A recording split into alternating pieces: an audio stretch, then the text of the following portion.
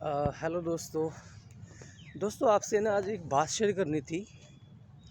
मैं कुछ दिनों से एक चीज़ ऑब्ज़र्व कर रहा था, तो सोचा कि ना इसमें डिस्कशन किया जाए कि जब हम कभी किसी सरकारी विभाग में जाते हैं, तो वहाँ पे मैंने कई बार ये चीज़ लिखी हुई देखी है, सत्यमेव जयते। ये वहाँ पे लिखा होता है जैसे कि अ, मतलब सत्य जो है वो पिट सकता है, बर्बाद हो सकता है, रो सकता है, लेकिन वो हार नहीं सकता। फाइनली उसकी जीत होगी। तो मैंने कहीं ये भी लिखा नहीं देखा कि कहीं लिखा हो असत्यमेव जयते या हार की जीत होगी, हार ही जीतेगा, इस तरीके से।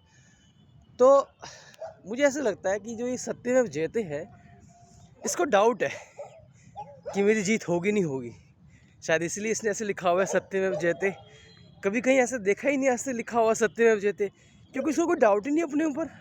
उसको पता है मैं जीत ही जाऊँगा। और प्रैक्टिकली अगर बताऊँ, देखो फाइनली जो सत्य होता है यानी जो ट्रुथ होता है वो जीतता ही है, उसमें कोई डाउट नहीं है। लेकिन वो जीतता है वो बिल्कुल एंड में जाके। जब तक क्या हो चुका होगा, जब तक तो सब कुछ ख़त्म हो चुका है। अब उसके बाद तुम जीत भी गए तो क्या मतलब प्रैक्टिकली उसका क्या यूज़ है। अब जैसे अगर हम लोग वो जो अभी डेथ हुई है अतुल सुभाष की, है ना, सुसाइड केस जो हुआ है, अगर हम उसको भी देख लें तो वो लड़ा, है ना, उसे पिटीशन डाली कोर्ट में, हेयरिंग करी, यहाँ से वहाँ भागा, परेशान रहा। फाइनली उसको मरना ही पड़ा। मरने के बाद उसका सच बाहर आया, तब जाके थोड़े बहुत कुछ केसेस फाइल हुए, बट उसका कोई ज़्यादा कोई रिजल्ट मुझे लगता नहीं कुछ निकलेगा। तो दोस्तों मुझे ऐसा लगता है ना कि हम लोगों को ज़्यादा है ना मतलब नैतिकतावाद में नहीं पढ़ना चाहिए, क्योंकि हमें प्रैक्टिकली रहना चाहिए कि रियल वर्ल्ड जो है ना, जहाँ पे हम लोग रह रहे हैं, ये जंगल है ना। जैसे डार्विन ने क्या कहा था, सर्वाइवल ऑफ फिटेस्ट, जो सबसे फिट है वो सर्वाइव करेगा। बाकी जो ये लोग फैला रहे हैं कि भाई नहीं आइडल वर्ल्ड होगा, कोई श्री राम जैसा राज्य होगा, वो जब होगा जब सब कुछ ठीक होगा। आपके सामने यहाँ पे जानवर घूम रहे हैं, जंगली जानवर घूम रहे हैं, आप वहाँ पे क्या तुम मतलब हिरण या तुम कोई छोटा मोटा खरगोश बन के रहोगे? तुम्हें भी काइंड ऑफ चीता वीता ही होना पड़ेगा अगर तुम इस संसार में रहना चाहते हो, अगर तुम इस वर्ल्ड में सर्वाइव करना चाहते हो।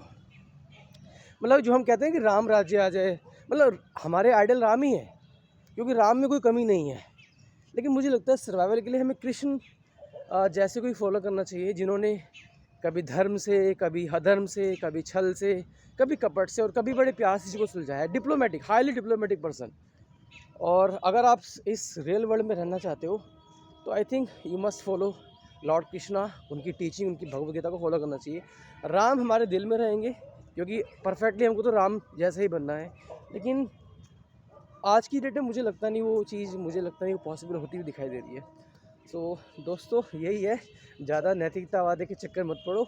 बाबा शाबा जो बड़ी बड़ी बातें करते हैं, जो आपको गिल्ट फील कराते हैं, तुम अधर्मी हो, तुम नीच हो, तुम ये हो, तुम वो हो, कुछ नहीं है। वो सब अपनी झोलियाँ भर रहे हैं आपको गिल्ट फील करा करा के।